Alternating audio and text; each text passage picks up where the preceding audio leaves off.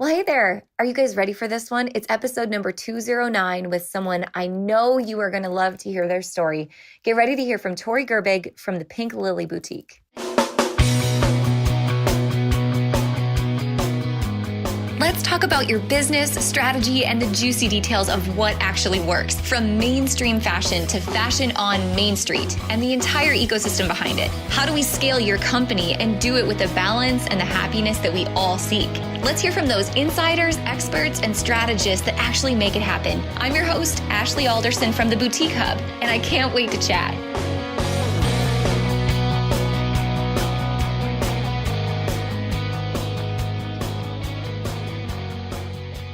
I think inside of any industry, we all have people that we look up to as leaders or people who've paved the way or people who've done something unique in the space that we're all building in. And so I know today many of you are probably already familiar with the Pink Lily Boutique and Tori Gerbig and have kind of watched this really unique growth from afar saying, man, what is she doing? I want to do a little bit of that because I think it's pretty unique and special. So I'm really excited today, you guys, that Tori is joining us on the podcast so you can hear more of her story of what's happening inside of the Pink Lily with the amazing growth that they've had over the last couple of years. And I hope that you get some great takeaways as Tori is really open about kind of lifting the veil to some of their strategy and how they operate on a daily basis, how they're working with influencers, and really what's next for some of their marketing strategy. Things like building out into really unique collections, to how they work with influencers, all the things that they are doing both on Facebook, on Instagram, now with over 1.6 million followers on Facebook and 500,000 followers on Instagram. I hope there's some fun nuggets that you're able to pick up through this conversation. Guys, I think it's so cool anytime we can have a conversation with somebody who's not only a leader in our industry, but it's also a member of the Boutique Hub and someone that's been kind and made themselves open to conversation with our entire industry. I think that's really cool to watch and to celebrate. So I'm curious to hear, because you know I'm big on action. We all can be motivated by listening to a podcast, but motivation only takes us so far. Action takes us the real leg of the journey. So I want to hear, let us know over on Instagram at Boutique Hub Business or on my personal Instagram at AJ Alderson. And let me know, what is your biggest takeaway from today and the one thing you're going to do to take action on what you learned. Each and every week, I love hearing these stories. So you guys don't forget to do that. Take us over on Instagram or mention it in your story. We're happy to repost it for you. But at the end of the day, what this is all about is how can we lean in together in community over competition and help one another succeed in the boutique retail space. So thank you to Tori for being our special guest today. And I'm really looking forward to hearing your guys' takeaways from this episode. Enjoy, you guys. All right, guys, I know you're in for such a treat on the podcast this week because our guest is someone that if you have been around the boutique world for any amount of time, this is definitely going to be no stranger to you. So I am so excited to be joined by the co-owner, co-founder, CEO of the Pink Lily, Miss Tori Gerbig. Hey, Tori, thanks for being on the show today. Thank you so much for having me. I'm really excited. Oh man, now you and I went back and forth for a while to put this together. I know you're such a busy woman, so I'm so happy that this worked and that we're able to get together because we're going to drop a lot of bombs today. Yeah, for sure. Thank you so much for having me. And I do apologize. It takes so long to get anything on my calendar because my days are just so jam-packed these days, for sure. Absolutely. Well, let's start at the beginning. I know we've got a lot of really specific topics that we want to cover so that everyone listening's got some great takeaways and inspiration today. But I think to set the stage, let's go back to the beginning as every story begins. Talk to me about the Pink Lily, how it got started, and just kind of how you stepped into this evolution of growth that you've had up till today. Yeah, basically how it got started was my husband and I were just looking for another way to pay off student loans and pay off some debt. We both worked full time. So we started selling things on eBay here and there for a few years. But then after my son was born, I was on maternity leave. And, it was kind of the beginning of online boutiques. Very few were out there. It wasn't very many at all. And I was like, that's something I really think that I would like to do. And I think I would do it well, but I don't want to just start a website. So what I did was I got my reseller's license at that point and started selling clothes. I started a Facebook group. So I was literally just selling clothes out of my house and out of the trunk of my car. I was meeting people all around town 4 or 5 days a week. They would come to my work and pick up stuff. But basically, just a clothing dealer, like outside of my vehicle. So it got to the point where it was just too much. I was so tired of running everywhere to meet people. And as much as I wanted to, I knew we had to launch a website because there was so much more interest and so many more women that wanted to shop with me, but I was only one person. And I was literally driving to and from everybody, like to see my collection and like hosting events every weekend. And there was just so much interest. So from there, we just decided in January of 2014, we launched our website, and it took off from there. Oh man. So 2014. So fast forward, gosh, I'm just trying to think. Instagram was pretty new around that time. And you started to get traction pretty quick after you took off on the website. Would you say there's help that you had along the way, or one strategy that you were like, man, once I launch this website, this is what I'm going to do to keep the ball rolling? I do have a marketing degree, so I'm really good with social media marketing because I did go to school for that, and I graduated college in 2009. So, this was just 5 years after college. I have a lot of information fresh in my head. So basically all I did the first year was sell our products through Facebook, not through their platform. Like I just directed customers from Facebook to our website, but I did not focus on Instagram. I barely focused on Pinterest. I was like, running it for the first 6 months all by myself. So I did all the social media and the orders and everything. So it was literally just, okay, post a few times on Facebook. But back then everybody saw, as a page, it would just show up in their feed. So I would do contests, and we grew really fast to having, 300,000 and 400,000 followers within a 6-month time span. So anything you'd post, 400,000 or 500,000 people would see it. So of course that's not today's Facebook, like it's totally changed, but it grew really fast, really quickly due to social media. Man, so fast forward me to today, because it's crazy how that takes place when social media was organic back in the day. Today, you guys, I know, have been really nationally recognized with big commerce, and I know you've been writing for some big magazines. You've got a new warehouse. What does the business look like today versus back then? Tell me a little more on that. Yeah, back then, right after we launched in 2014, for the first 7 months, we did it right out of my house. So our first $1 million of sales came from my dining room table. So that's where we packaged orders. We did, the post office hated us because they'd have to pick up every day like 100 packages. It was just basically my husband, myself, my mom, and my sister-in-law. And we were still working our full-time jobs for a while during that time frame.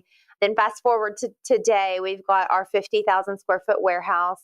We have, 55 full-time employees. We just had a meeting about an hour ago about bringing on at least 10 more full-time employees because of our growth. We have a studio for photo shoots right upstairs. We have pickers, packers, inspecting team, monogram team, our graphic tee design team, marketing team, like just a huge overall corporation. And our retail also, we have one retail store now too. So definitely changed very quickly in 5 years. Pretty crazy rapid growth right there. At what point did you and Chris look at each other and go, holy smokes, like we've got something, we've got a rocket ship here. We better change paths or take this seriously, or whatever that conversation was like. When did that happen? That was probably about 4 or 5 months in. That was like right before I quit my job. Of course, the first 4 or 5 months I was working full time. We did have a toddler running around and doing this on the side. I would stay up till 2 or 3 every morning. I was like trying to find new clothes, talk to vendors, schedule a post on Facebook for the next day. Then I'd wake up and go to work 8 to 5, come home, take care of my son after he'd go to bed from 10 to 2 or 3, answer questions. So it was too much. And we were like, okay, something's got to give. Like, how much can we sell to start making what we make in our combined salary? Like we both had great jobs, probably making $125,000 combined. So that was a lot to be like, okay, we're going to walk away from our jobs now. But we just knew, we were like, we have to devote ourselves full time to this because we could do a lot more with it than just doing it as a side hobby. Both of our parents thought we were insane because they're just, a generation where you don't just quit a good job and leave for a job on the internet, or a job, to be self-employed to sell stuff on the internet. They thought we were insane and tried to talk us out of it. And we just obviously followed our hearts, and it was definitely for the best. Man, tell me about this part of the growth. This is fascinating to me to think about 55 full-time employees right now. How did you balance, or was there a mindset shift that you and Chris needed to make at a certain point where you were like, okay, in order to sustain the level of growth we have now and prepare for the next level of growth that we see coming, we know we need to hire X number of people. How did you balance that process of knowing how much team to bring on at what point, because you knew where that ship was going? I mean, we're still trying to figure that out, honestly. We struggle with it because, I mean, for the first 6 months, it was just a 4-man team. By the end of December of 2014, we had done $4 million in sales, and there was just 6 of us. Like, we literally ran it lean. The following year, we grew to 12 million, and we still only had 9 of us. We always ran it really lean.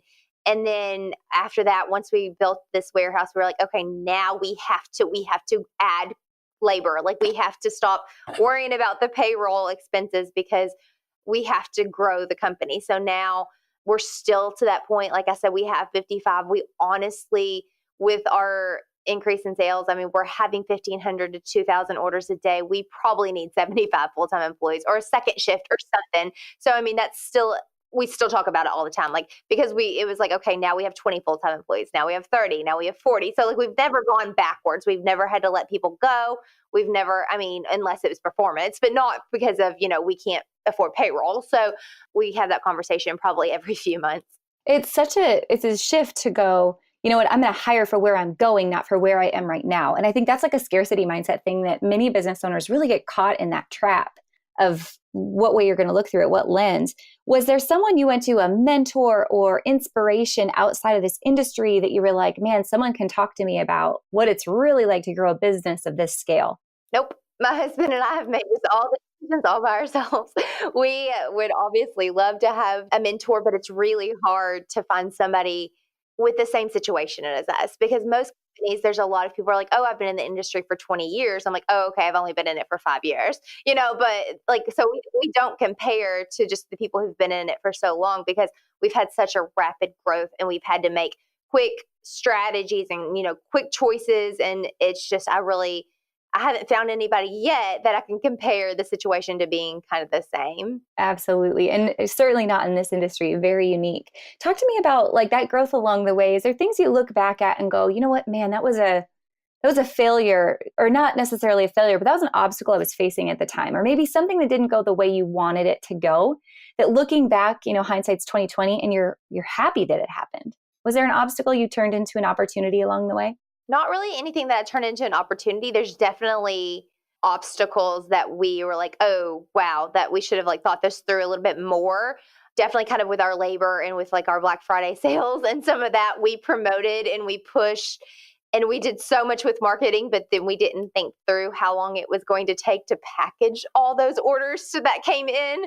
So we were about 2.5 weeks out after our Black Friday sale, because we, from Thursday through Cyber Monday, had over, I think, 20,000 orders.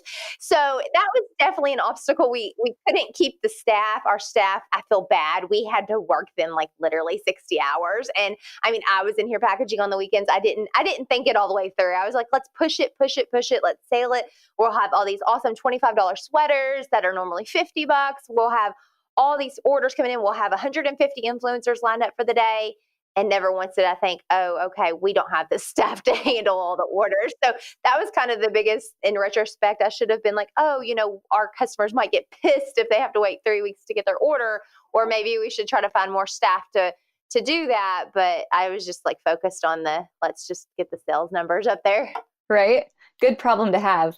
So when you think about organic strategy, I know one thing that you are so good, you just said you had 150 influencers lined up. And I know that's kind of a big question for a lot of retailers today is, man, how do I maximize that relationship with influencers?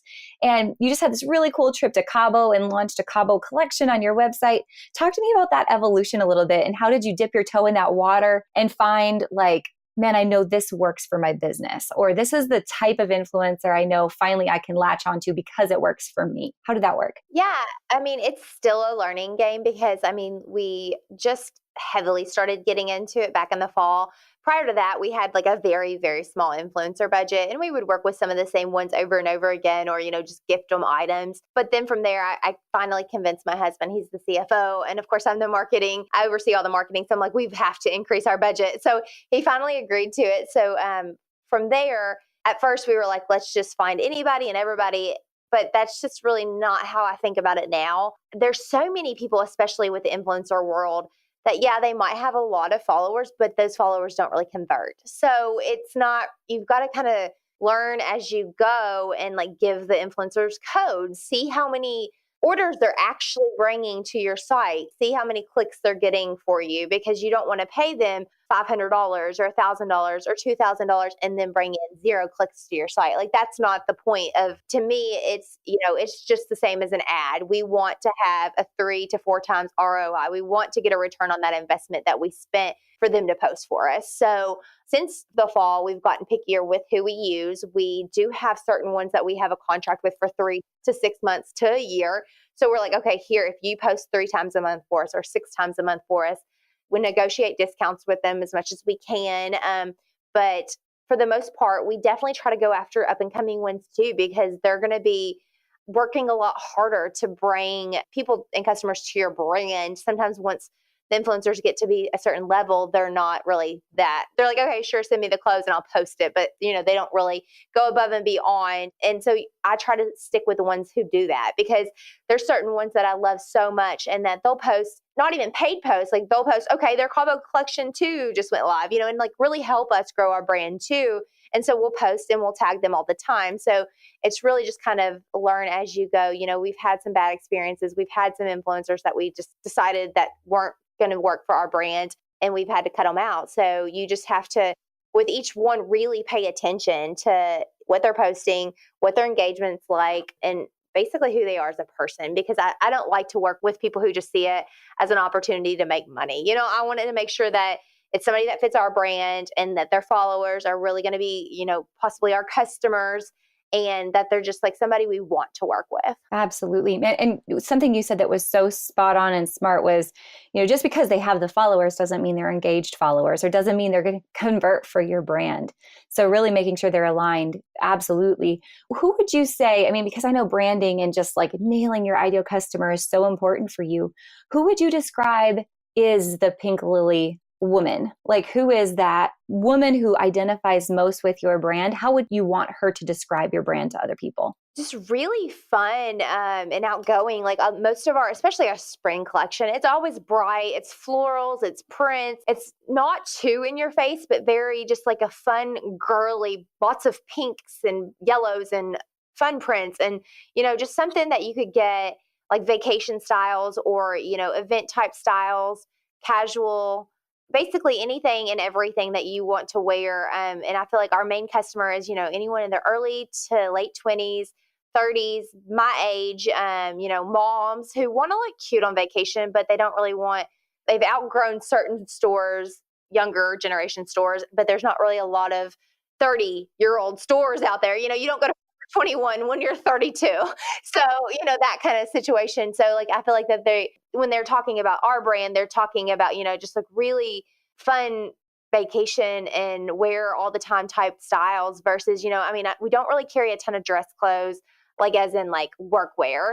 And we don't really have, we have a lot of casual for sure. We have graphic tees, we have monograms, and that's really what we focused on more so in the beginning. We've added the prints along the way. And I really feel like, it's just more unique prints and fun patterns for this time of year. So I love seeing all of our customer photos. They're always at the beach, or they're, they got some stuff for their trip, or their Easter dresses. Easter's huge for us. We always make sure that we do a giveaway on Easter where people can like tag us to enter to win a gift card. And we usually have hundreds of people posting what they wore their dress on for Easter. So it's just a lot of fun things that we like to do to see all of our customers dressed up in our items. I think that's something that you do so well. And honestly, like looking back over the last couple of years to watch the evolution of boutiques, probably something that you did early on that maybe not many people were doing yet was really driving customer engagement by them sharing on social media. Like I've ordered from you in the past, and I know it's all over your packaging, and man, that customer photo, getting it with your hashtag on Instagram, on Facebook, wherever, is crucial. Would you say like that combined with just massive consistency in your brand photography, your brand style, and just the way that you consistently post on social media, do you think those 3 factors combined were really something that drove a ton of traffic over time and helped grow your business to what it is today? Oh, for sure. We've had Our photographer's worked with us since 2014, and she is amazing. So keeping that consistent has been the biggest thing.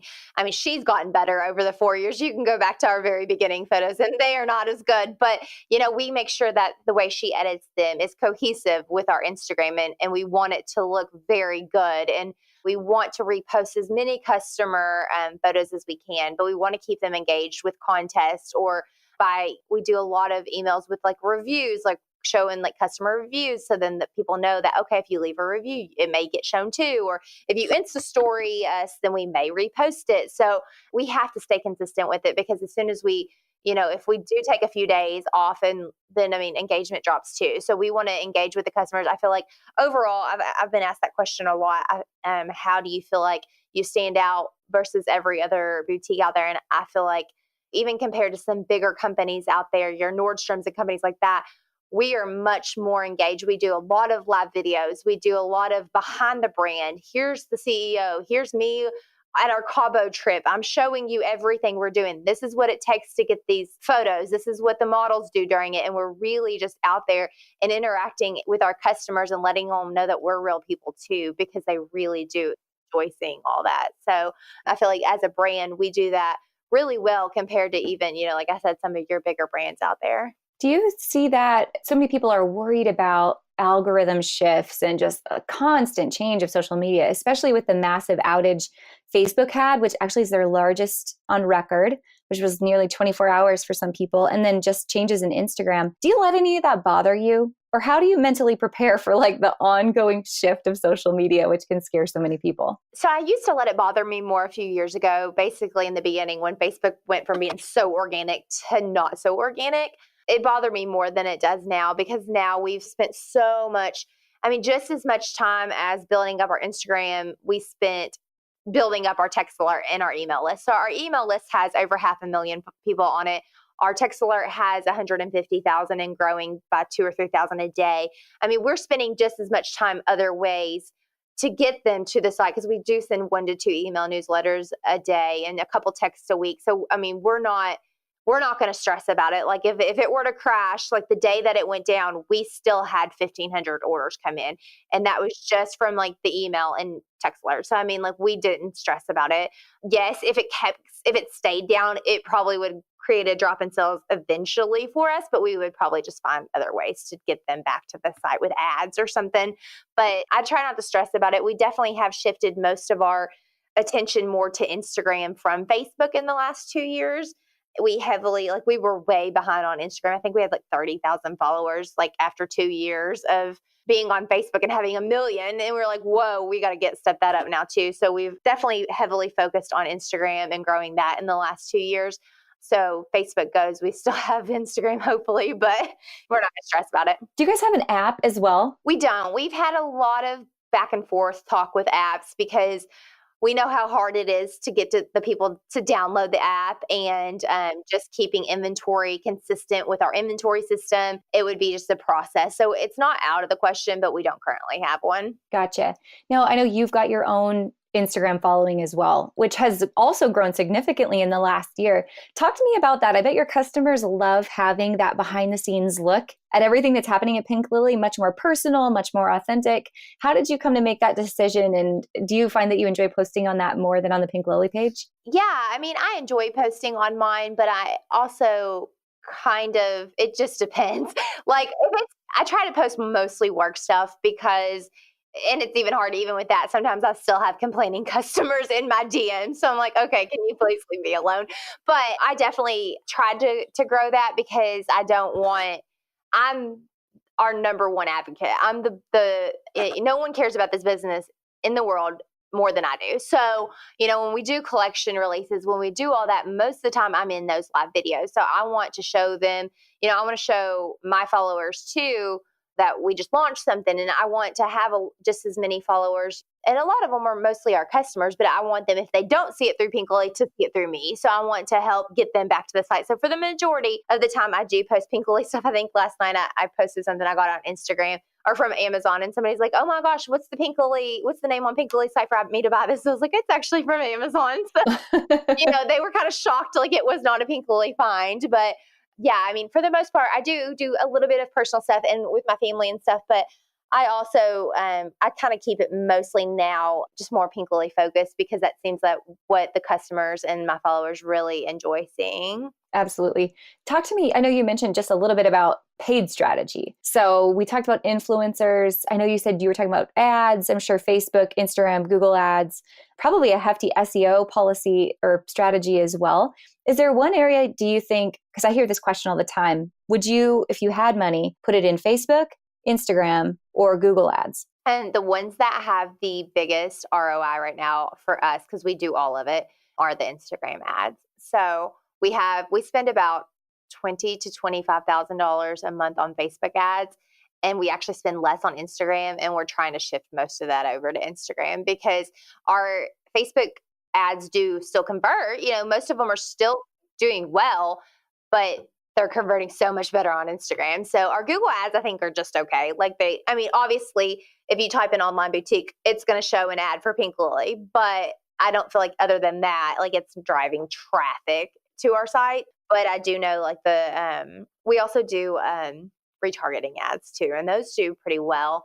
But the Facebook still converts and they're still good. But I feel like overall, we're getting way more out of our Instagram ads. Let's shift gears a little bit from paid strategy and from just marketing in general. And we kind of talked about team at the beginning. And I'm still fascinated thinking about this, about growing team and just knowing how much effort it takes to onboard that many people and to interview that many people. Is there a head cheerleader on your team for really onboarding and indoctrinating your team into the Pink Lily way of life? And how do you go about, shifting gears to manage that many people on your team? Is it weekly team meetings, or how do you keep everybody on the same page and motivated? We have a full-time HR director, so she does all the hiring and she does onboarding. We just recently started a new, a 3-week training program once you get started. So they learn, if they're in the warehouse, they learn to pick, they learn to pack, they learn to inspect, they learn everything.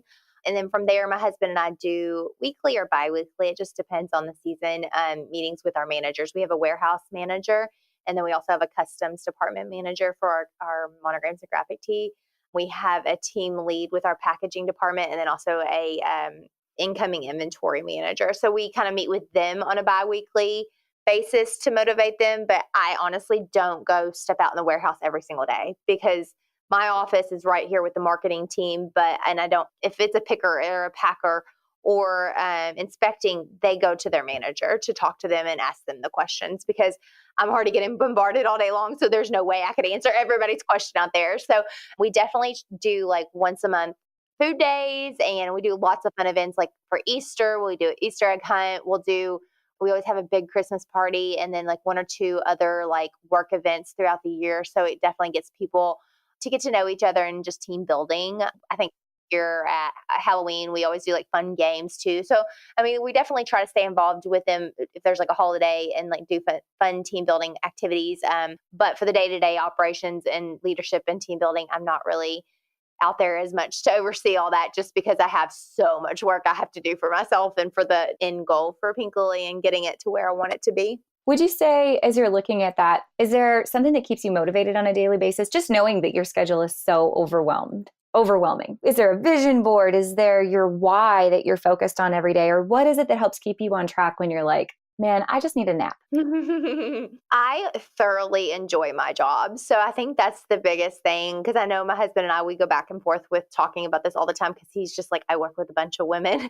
And he's like, you have your dream job. But I really, really thoroughly do enjoy it. But my why definitely, of course, is always going to be my family and just setting that example to my daughter that, women can run a company and you can be successful in the world and be a leader and still be a woman. So, that's definitely something that motivates me. But just really, since I have a degree in sales and I've always been really competitive, I've just always want to just grow our numbers. So every single day I'm on Google Analytics at every point of the day. At some point it's on a tab. And I'm comparing how many people are on our site versus the time yesterday, how many people were on a site. So I'm just always just making sure we get a better day than the day before. So it's just, luckily I don't have to stress about losing interest because I've never lost interest yet. But yeah, I think I'm just really determined to to take it to the next level. So Pinkly is just a nationally known brand.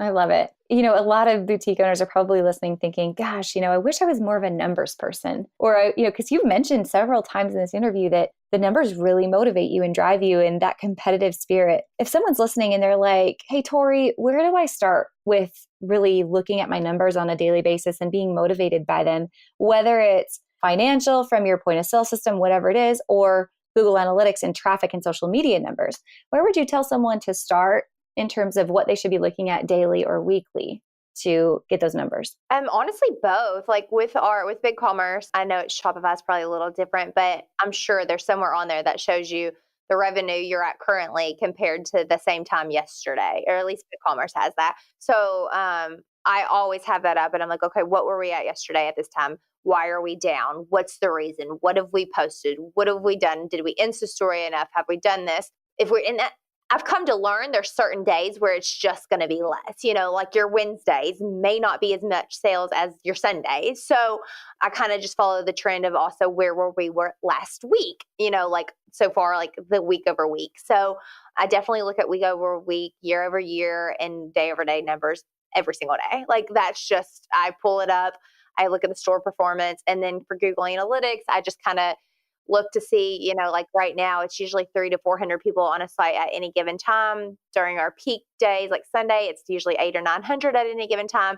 I don't like it to dip too low, like of what the averages have been. So like if it does, then I feel like, okay, it's time to be reactive. Let's send a text alert. Let's give a coupon code out. Let's do something because people are losing interest. So I don't know. I like to study all the numbers for sure. I love it. And actually, it's funny, last year at the Boutique Summit, one of our, we call it mega boutique owner panels, right, was talking about that very thing. And they looked at it in a similar way as you just described. So I find that to be really unique where, we all try to plan things out as much as we can, but sometimes it's just, you have to be in the moment and know your business like the back of your hand so well that you can react at any given moment to those numbers. So I'm glad that you mentioned it that way. Yeah, for sure. So working with your husband, Chris, we're kind of talking offline before we started recording the podcast. I know this is more common. A lot of women, their husbands have come on board at their company. My husband, Eric, has come on board here at the Hub.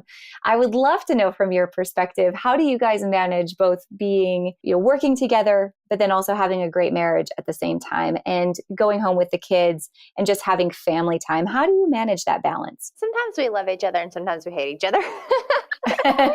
No, for the most part, we actually don't talk a ton during work because we do very different jobs. He just hired recently a finance girl who helps him. He works with our accounting team. He works with lawyers. He works with BigCommerce and all the operational stuff. So I'm working with our marketing team and our photo shoot team and things like that. So a lot of times, unless it's a meeting where, one of the managers steps in and that she's like, I need to meet with you and Chris, there's some days we don't speak at all. So, and I think that helps because his job isn't dependent on mine and mine's not dependent on his. The only time we do have issues is typically like if he'll set a budget and then I go over it.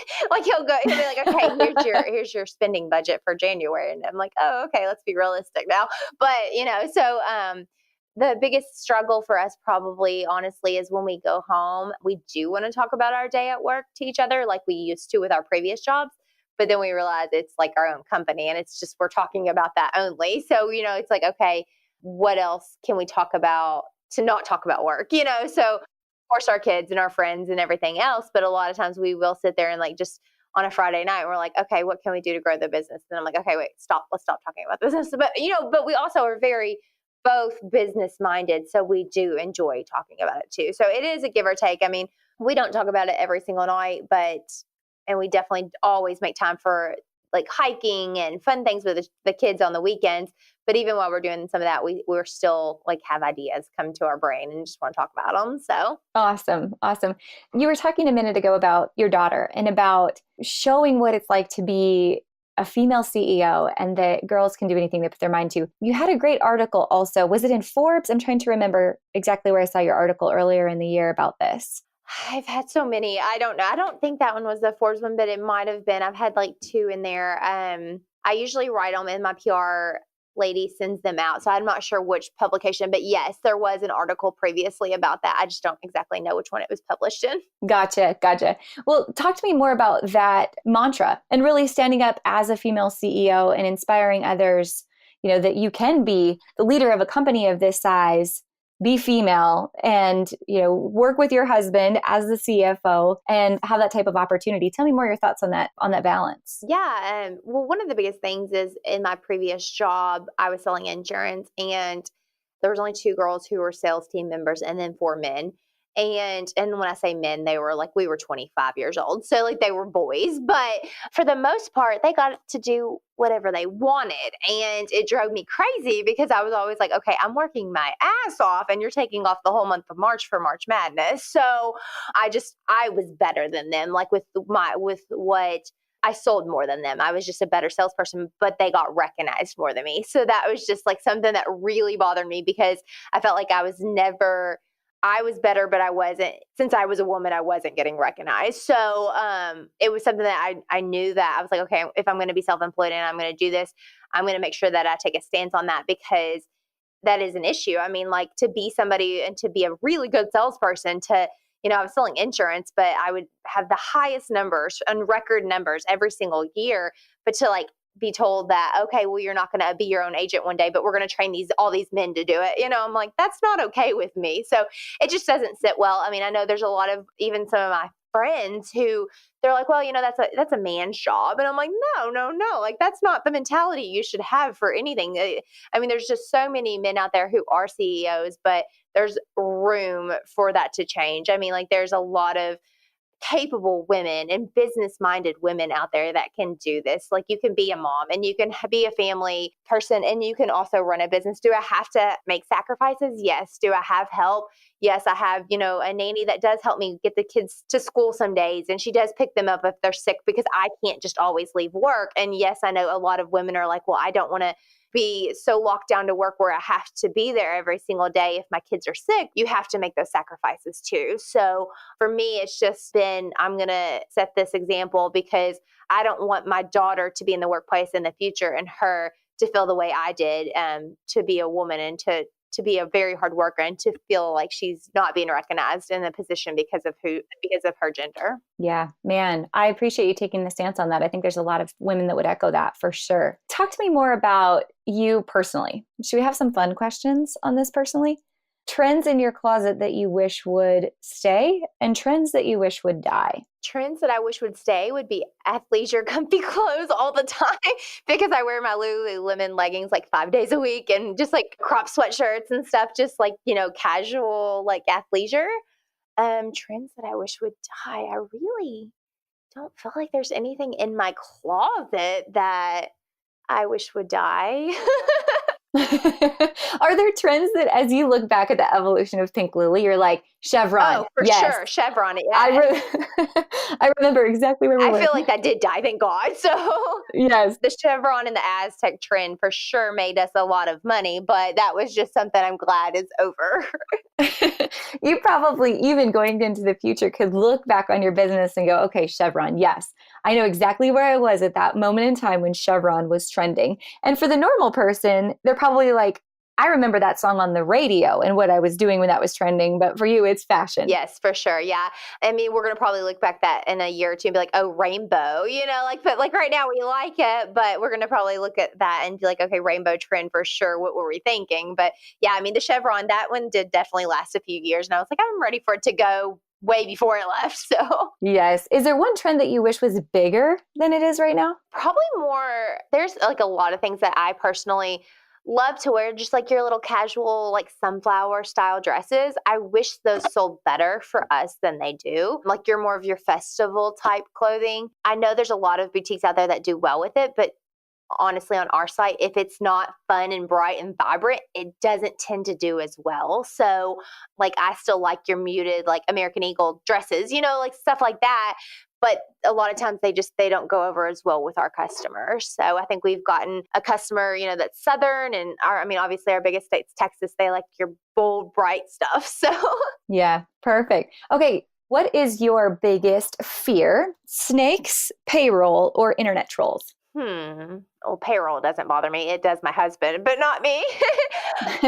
So probably, I feel like internet trolls would be the biggest fear because they're kind of mean. So yeah. Do you have any good internet troll stories? Do you feel like you've come up with a strategy on how to handle them? Because you must have, you must deal with them often with that volume of traffic and customers. I mean, it's bound to happen to every single one of us. Oh yeah, we just block them. That's our strategy. Don't engage and just block them. Yeah, for sure. Awesome. Okay, couple more quick questions just to get to know Tori.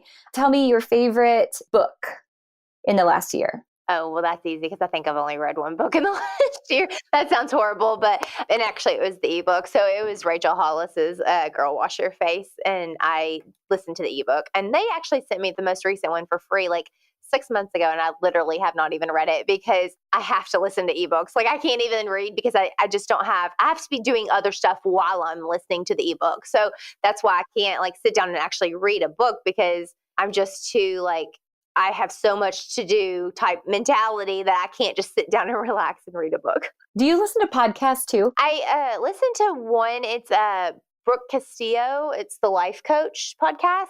So I'll listen to that a lot whenever I'm on the treadmill. Gotcha. How about, tell me about your morning habits. How do you get up in the morning and set yourself up for success throughout the day? So Monday, Wednesday, Friday, I go work out with a trainer because I have to, just because like my brain cannot function if I don't like go do some strength training.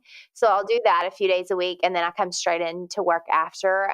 The other few days a week, I just come straight into work. So I'll wake up, of course, eat breakfast with my kids. So, like I said, sometimes we have our nanny come over and she does breakfast with them and take them to school, but then the day's not, then get them ready, get them to school, then come into work. So she helps us a few days a week just because it's so much easier for, they go to 2 different schools on opposite sides of town. So it's like by the time I did both of that, it'd be like 9:30 before I can get in here. So, and a lot of times I have 8 a.m. meetings. So, but basically, I don't do anything really like cool. Like I would love to wake up and make a smoothie and go sit in my sauna. And like, I think my husband was telling me about Mark Wahlberg. He wakes up at 2 a.m. and he works out and he plays golf and he like has an hour of meditation. I wish I could do all that, but I really like to sleep too. So usually I just sleep until I wake up and then make a big pot of coffee and come to work. Oh my gosh. Well, if we all couldn't live life like Marky Mark, right? I know.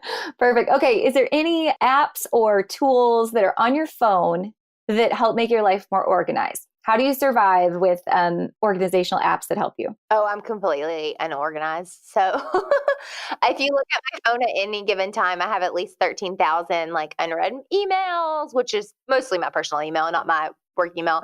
But really, yeah, I don't have anything that's that organized. I probably should get something that helps me. I do have a personal assistant, so that helps me for sure, but she's not an app on my phone. So you need the human version of organization. Okay, just a couple more questions. So if you could go back in your business, looking back and do one thing differently, is there anything you would change? The one thing I feel like me personally, I would change. In the beginning, I had a lot of family involved with it. And my mom was like my first employee. We struggled with that for the first 2 years because she wanted to do things her way and I wanted to do things my way. So of course she doesn't work here now and I love her to death and she's glad she doesn't work here now either too. But I feel like I would have never tried to involve my family from the get-go.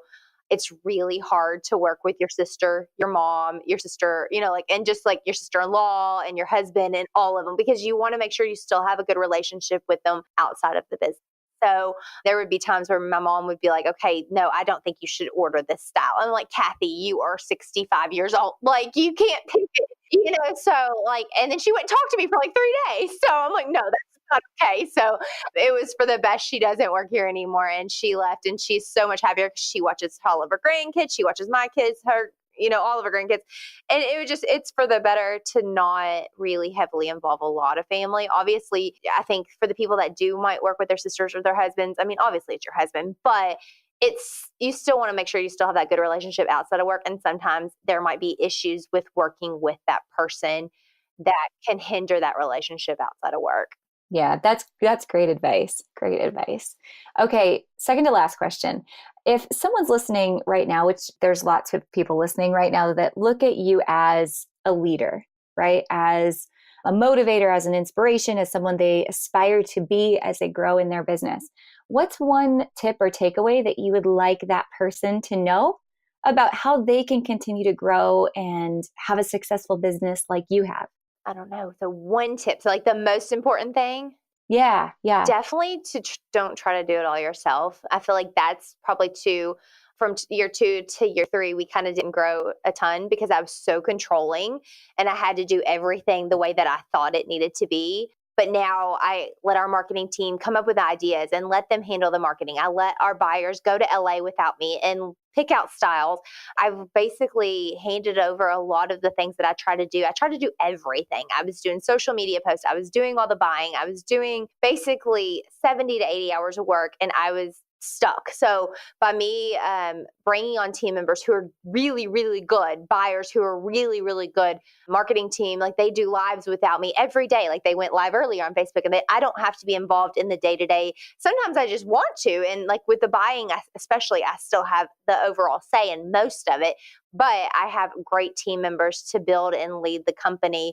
So I can just sit back and focus on what's going to get us to the next level. So I feel like that should be like a very big thing that people should focus on, instead of trying to do everything yourself, finding the right creative brains to work with you. Man, great takeaway. Work on your business, not in your business.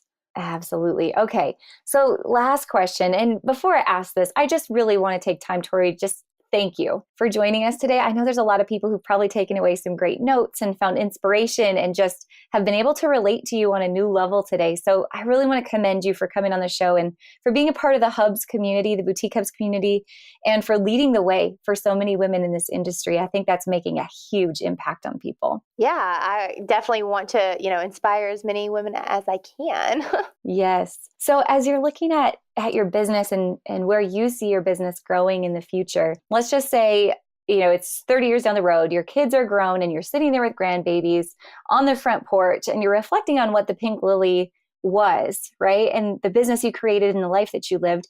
What is the one thing that you want people to look back and remember, not only the business by, but you by as a leader? What's the thing you want them to remember most? One thing that I really want people, especially to remember me most, is by how much I gave back and what I used our platform to do. So I really, in the last year, we've donated over $100,000 between clothing and donations with fundraisers from the website to different organizations. And I really want to continue over time to make that number, more in the millions. Like I want to donate and give back to not only local organizations, but organizations all around the country. And honestly, I definitely think one day I would like to start my own. So, I want people to look at me and not just be like, oh yeah, she started a successful business, but she made sure to do more than just, have a successful business. She changed different organizations. She, took her money and helped grow things that really needed help in the world, or like take the platform and really make a change for the way that women look at themselves and like basically create more positivity out there amongst the world. Man, I like it. And you're definitely on your way to doing that. That is for sure. Man, well, Tori, thank you so much for spending some time with me today. I know this is going to be a great episode. You're probably going to get lots of DMs on Instagram, which we'll definitely have that linked up in the show notes for people. But I hope you have an awesome rest of the year. And again, thanks for being with us today. Great. Thank you so much for having me.